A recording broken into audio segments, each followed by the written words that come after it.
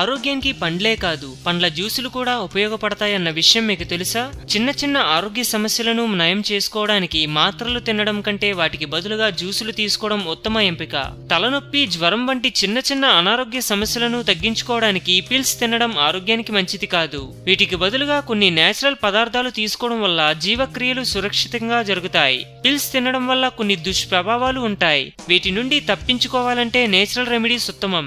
అయితే ఆరోగ్య సమస్యలు మేజర్ గా ఉన్నప్పుడు డాక్టర్ సహాయం, టాబ్లెట్స్ అవసరం అవుతాయి. చిన్న చిన్న అనారోగ్య సమస్యలను ఈ రెమెడీస్ తోటి నివారించుకోవచ్చు.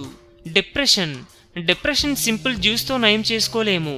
బీట్రూట్, ఆకుకూరలు, యాపిల్ మరియు క్యారెట్ జ్యూస్లతో ఉపశమనం పొందవచ్చు. ఆస్తమా, నిమ్మరసం, వెల్లుల్లి, యాపిల్, ఆకుకూరలు, క్యారెట్ తో తయారు చేసిన జ్యూస్ తాగడం వల్ల ఆస్తమా లక్షణాలను నివారించుకోవచ్చు. నర్వస్నెస్ అనేది సైకలాజికల్ సమస్య. కొన్ని సందర్భాల్లో రక్తనాళాలు కూడా సైకలాజికల్ గా ఉంటాయి. కాబట్టి స్మూతీస్ ను ట్రై చేయడం మంచిది. దానిమ్మ, సెలరీ, క్యారెట్ తో తయారు చేసిన స్మూతీ తీసుకోవడం వల్ల నాడీ వ్యవస్థ నర్వస్ ను స్మూత్ గా ఉంచుతుంది.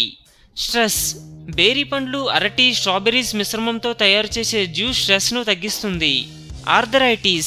ఆర్థరైటిస్ నివారణకు కొద్దిగా ఎక్స్ట్రా కేర్ తీసుకోవడం చాలా అవసరం. నిమ్మ, పైనాపిల్, సెరల్స్, క్యారెట్ మిశ్రమంతో తయారు చేసే జ్యూస్లు ఆర్థరైటిస్ నొప్పుల నుండి ఉపశమనం కలిగిస్తుంది.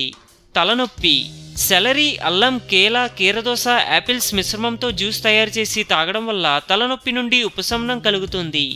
అజీర్తి, జీర్ణ సమస్యలను స్మూతీస్ తో నివారించుకోవచ్చు. పుదీనా, నిమ్మ, క్యారెట్, పైనాపిల్ తో జ్యూస్ చేసి తాగడం వల్ల వెంటనే ఉపశమనం కలుగుతుంది.